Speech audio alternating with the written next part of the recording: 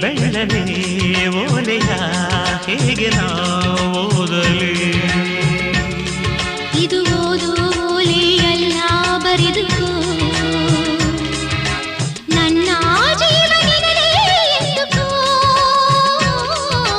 ನಿನ್ನ ಮನದ ಮನೆಗೆ ತಂದುಕೋ ಈ ಕಂಗಳ ಬಾಗಿಲ ಬಾದರೆಯುವೆ